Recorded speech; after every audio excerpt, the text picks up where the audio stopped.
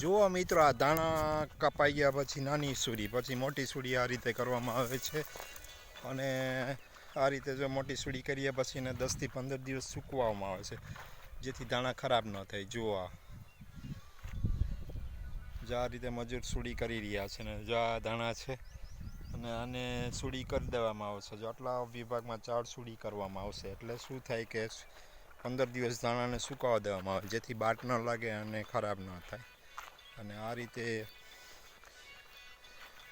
सूड़ी बने से देखिए भाई, ये धनिया की सूड़ी बन रही है. उसमें एक जगह पे उसको उठा कर रखा जाता है और फिर उसको जो छोटे छोटे पहले सूड़ी बनाया गया, फिर उसको बड़ी साइज़ में, ये बड़ी साइज़ में सूड़ी बन रही है.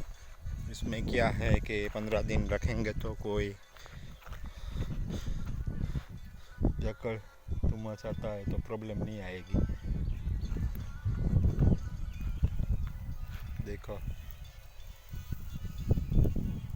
इस तरह सूड़ी बनती है. यहाँ लेबर काम कर रहे हैं.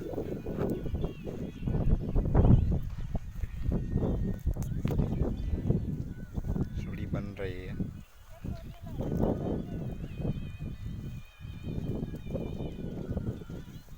यहाँ एक बन गई है.